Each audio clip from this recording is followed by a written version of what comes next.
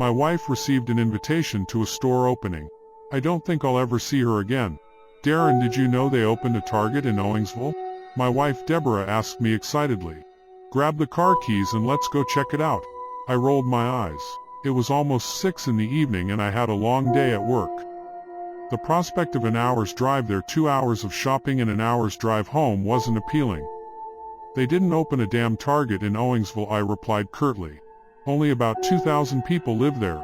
Why in the hell would a multi-billion-dollar corporation open a store in the middle of the sticks in a town that isn't big enough? To support a wood on tile penetrated my ears as she pushed the bar stool away from the kitchen counter. Her footfalls approaching my chair were heavy like a pouting child's. I should have known better than to start an argument with her about Target. She dropped something from above me. A glossy red mailer advertisement sailed through the air over the top of my head. I looked down at my lap to see the familiar red and white logo. The cluster of red-vested employees smiled up at me from the shiny cardstock. Target would like to welcome you to our newest location in Owingsville, KY. Bring this ad to the registered for an additional 10% off of your first purchase. She worshipped the damn place. We lived in Lexington, Kentucky, and she made the rounds between all three. The clearance queen she called herself. Deb would buy clearance items by the carload from any Target within a reasonable drive and resell them on Amazon. Retail arbitrage, I think she called it. Don't get me wrong, she made some decent money with it. We were middle-aged and empty nesters when she started. Her entire life had been devoted to raising the kids. When I turned to face the clothing section, I could see the bright red mannequin was off of the pedestal. It stood on the bright white tiles of the walkway. In only a moment the thing had moved at least 15 feet in my direction. There was no one around. What the hell? I said aloud. Slowly I began to walk backward toward the bathroom, keeping my eyes locked on the mannequin. It didn't move, but I had the uncomfortable feeling that it was watching me with its featureless face. Sweat began to pour from my forehead. Suddenly there were steps behind me. I spun around to see another red mannequin standing about 100 feet on the other side of me. As I looked in its direction, I could hear more footsteps behind my back. When I turned, the mannequin from the clothing department was a few feet closer to me. Before I could collect my thoughts, both of the shining red mannequins burst into a spring toward me. I panicked and ran into the aisle behind me. Their hard feet clacked on the floor, easily making gains on me. 20 years past my prime, I wasn't used to much physical exertion anymore. I hadn't run more than 2 aisles and I had already lost my breath. Entering a box of shelves, I turned to face the oncoming red mannequins. Desperate, I searched the shelves near me for a weapon. It was a home goods section and I began to scan the shelves. At the end of the shelf to my right was a cheap-looking red-handled chef's knife. I lunged for it just in time. As I pulled off the plastic cover, the 2 red men came around the corner. I extended the knife toward both of them and they stopped. Both of them tilted their heads side to side like confused dogs. They turned toward each other as one of them began tapping a hard finger against their palm. It sounded like Morse code. The other began making the same clicking noise. They simultaneously turned and walked toward a red support pillar a few feet behind them. I watched, cautiously scanning the area behind me occasionally. Their sudden disengagement made me as nervous as the pursuit itself. When they reached the red pillar, they both turned and placed their back against it. Stretching their arms straight over their bodies, they tilted their heads back. The overhead speakers began to increase in volume rapidly. I watched as the 2 red men fell backward and vanished into the pillar. My mind struggled to comprehend what I had just seen. The store was quiet again. I could feel the throbbing of my temples intensify. Once I snapped myself out of the momentary daze, I began moving cautiously toward the bathrooms again. I moved slowly, checking each aisle before I passed to the next one. Always looking for the red men. Always listening for the slightest sign of another person. It felt like an eternity, but finally I made it to the bathroom hallway. The lights there flickered wildly and the music dissipated. On the left was the men's restroom and on the right was the women's. I ran quickly toward the door, gripped the handle and pulled it open. Behind the door was a red brick wall. I slammed my fist against it in frustration. "Darren?" I heard a muffled voice say from behind the brick wall. "Darren, is that you?" "Deborah?" I shouted. "Are you okay?" I'm right outside. Is there a way to get out? No, she whimpered, but I think I hear her sentence was cut short by a blood-curdling scream. I could hear thrashing and dull thuds through the red bricks. I screamed her name over and over, but she never replied. The room behind the brick wall fell silent. Then the clicking of footsteps began to sound at the end of the hallway. I turned my head to see dozens of shiny red men blocking the hall. Their heads all tilted at different angles. Some had lengths of pipe in their smooth grips, while others held assorted kitchen knives. A chain was swinging lazily from the hands of the red man in front of the horde. My eyes darted back and forth between the crowd, the brick wall blocking me from my wife and the group of demonic red mannequins. I began to cry loudly, accepting that I couldn't save Deborah. Hell, I couldn't even save myself. In resignation, I fell backward. As my back met what I thought was the dead end of the hallway, I was surprised to feel the push bar of a door that wasn't there. Moments before hit the small of my back. The door gave way and I tumbled backward, slamming hard against the ground. My vision was swimming as I watched the door marked emergency exit slam closed. I blacked out. When I came to, I was in a field. The tall grass was brushing against my face and the rustling sounds of nocturnal animals filled the night air. My head was throbbing and for a moment I couldn't recall why I was on the ground. I pushed myself up from the ground and reached forward to grab the door handle, but found nothing. There was only an empty field in front of me. Moonlight reflected from my car windshield in the distance. The building was gone. The hundreds of yellow cars had disappeared. Grass and weeds replaced the parking lot.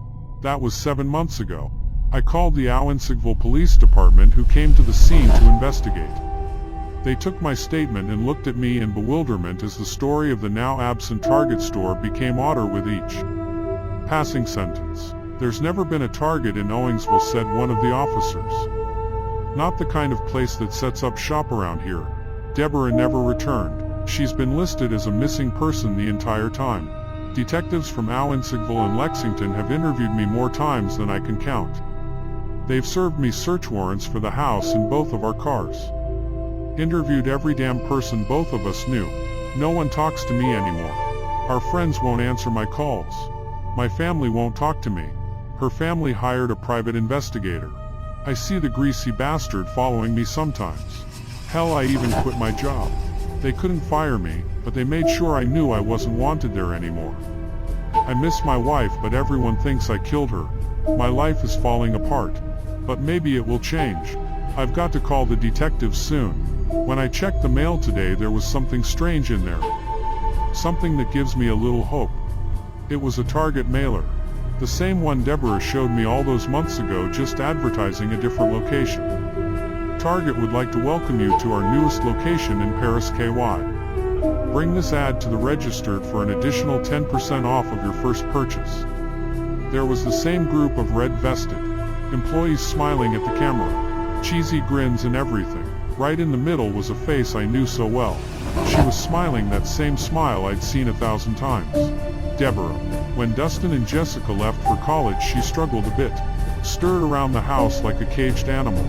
I pushed her to find a hobby. It was a few years until I would retire. Most of her friends worked. That's when the Target clearance sprees started. Owensville is almost an hour away and there are 3 damn Targets here in town, I said, irritation building. Why do we need to drive out to the middle of nowhere to get what we could find in town? My wife went back to the kitchen and started washing the dishes. Every movement she made was exaggerated to show her displeasure. Cabinets closed so hard they were just shy of a slam. Glasses hammered on the counter so hard I expected to hear them shatter. She signed at least 3 times a minute. I wish I hadn't given in. If I would have just stood my ground, maybe everything would have been all right. Our family would still be whole. Police detectives wouldn't stop by the house every week just for a chat. But I did give in. I agreed to go. Grab your purse and put on your shoes, I huffed, pushing myself out of the recliner. We can go, but no more than an hour of shopping. I've got to work in the morning, so we can't fool around all night. She squealed with excitement and ran off to the bedroom. Why the hell did I agree to go? The drive to Owensville was uneventful. NPR news stories played on the radio as my wife fidgeted with her cell phone. While I had been mildly irritated before we left the house, I was almost to a raging boil by the time we got to Owensville. An hour's drive to the middle of the country, and my wife looked at Amazon listings the entire drive. We had already reached the center of Owingsville and the GPS said there were still 2.5 miles to go. From the overhead view on the map, the address was a good distance outside of town headed toward Moorhead. The location of the store was making less sense at the moment. "Are you sure you put the right address in the GPS?" I asked Deborah. She didn't answer, still scrolling through her phone. "Deborah," I said a bit louder. She looked up at me and smiled. The sweetness of it cooled my anger down to a dull simmer. I even felt bad for being angry. Her life had changed so much in the last year, and this was something she did to pass some lonely times. "Sweetie, are you sure you put in the right address? I really don't think this can be right." Deb leaned over and pulled out the cardstock advertisement from her purse and looked at the address.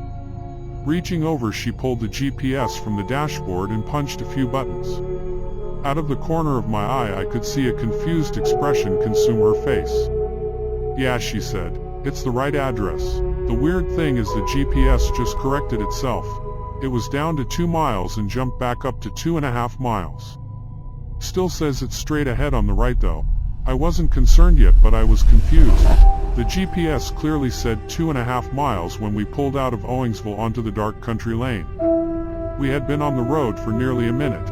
It could have been a glitch in the software, but it still left me with an uneasy feeling. My eyes darted back and forth from the GPS screen and the darting yellow lines in the center of the road. The mileage was decreasing as it should have, and I felt relieved. Only a mile ahead, we would be there soon. I looked back at the road and looked for parking lot lights in the distance. "You missed your destination. Please make a U-turn when able and head back 2.5 miles. Your destination will be on the right side of the road." "What the hell?" I said in a panic. The GPS had just said 1 mile only moments before. There was no way I had driven 1.5 miles past a huge department store on the side of a dark country highway and missed it. "You've got to be kidding me." I pulled the car onto the shoulder and made a U-turn. As we drove back in the direction that we came, I fluttered with nervous energy. Something was wrong, but I couldn't put my finger on it. Was I zoning out while we drove? Was the GPS malfunctioning? Did the damn store even exist? Just a moment before I was going to tell my wife we were heading home, I could see an unnaturally bright light ahead in the woodline. The tops of parking lot lights peeked over the top of the forest. I turned to Deborah to voice my concern, but her face was painted with a satisfied grin. "I told you we'd find it," she exclaimed with excitement.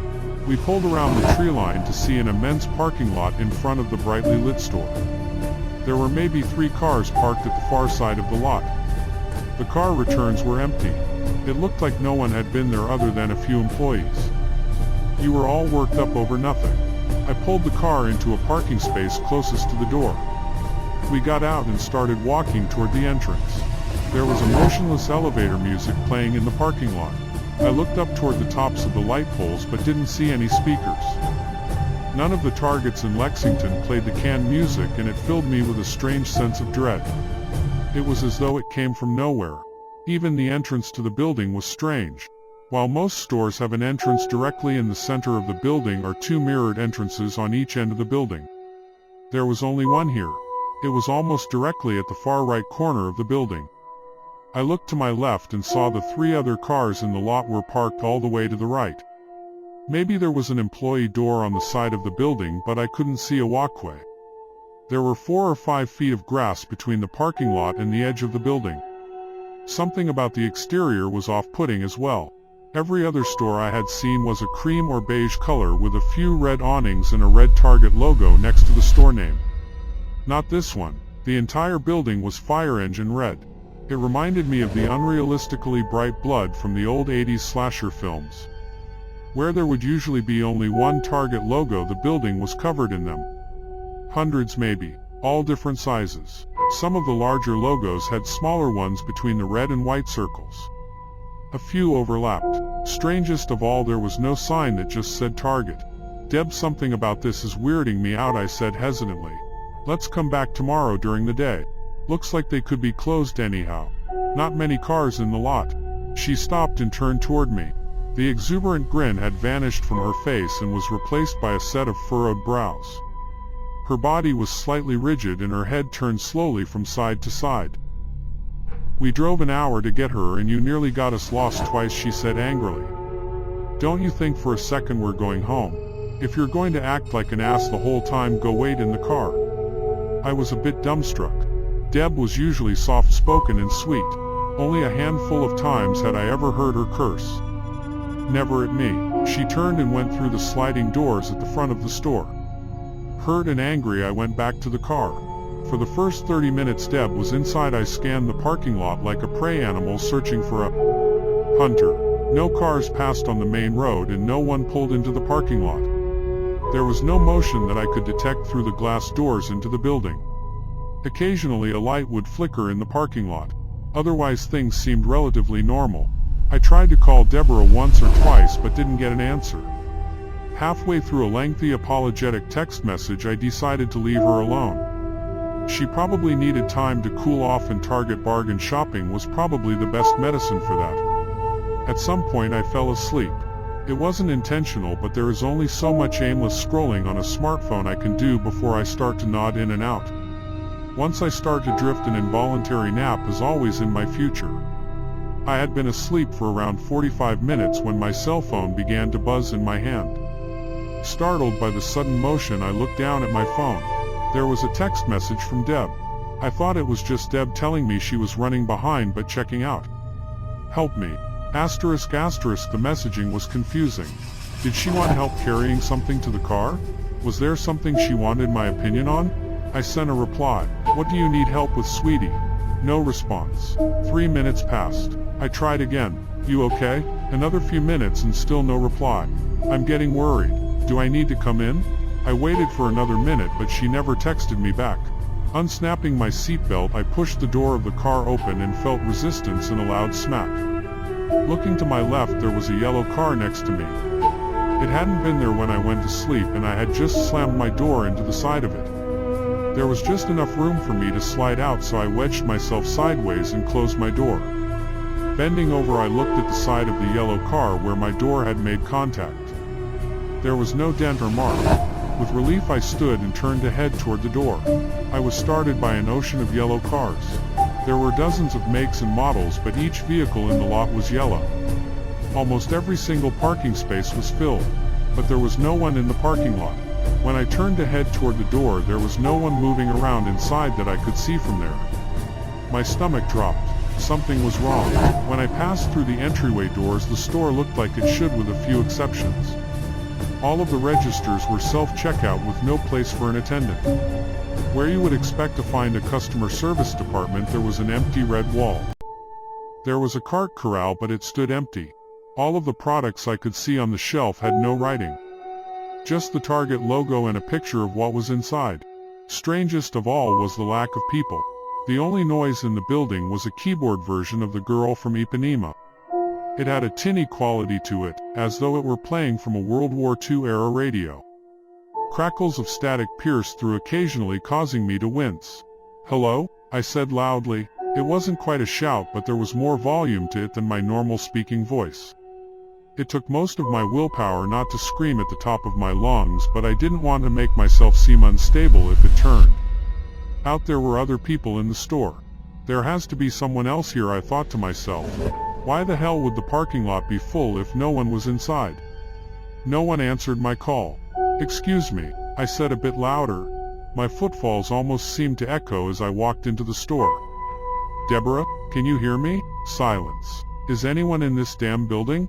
I screamed. My temples were throbbing and it felt like the canned music pouring from the speakers grew louder to drown out my calls. I was running down the aisles, looking side to side frantically. Passing row after row of generic shelves filled with red packaging, I screamed my wife's name over and over. My phone vibrated in my pocket and I pulled it out. Another text from Deborah. "Please get me out of here." A chill ran up my spine. "Can you hear me screaming for you?" The ellipsis bubble popped up showing she was typing a response. "No. I can only hear the red men. I'm hiding from them in the bathroom. Please come help me." I didn't have time to register what she meant by the red men. Breaking into a run, I headed toward the back of the store. As I passed by the clothing section, I panicked and jumped back, slamming into a rack filled with clothing.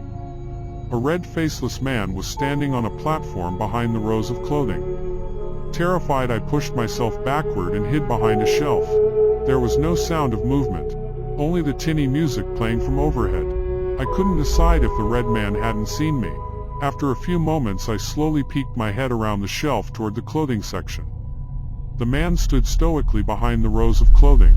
Bright lines of light reflected off of his smooth body. He didn't move at all. It's a mannequin, I thought. Move your ass and find Deborah. I stood and walked back around the shelf. Without the lens of fear, I could see that the shiny red man was only a mannequin. There were no clothes on it yet. Maybe the store opened before they were able to finish setting up the store. As I walked past it, my pulse slowed. I could see the bathroom sign hanging from the ceiling overhead and moved in that direction. As soon as I got Deborah out of the bathroom, we were going to get out of there and blow every stoplight between Owingsville and Lexington. Then I heard footsteps.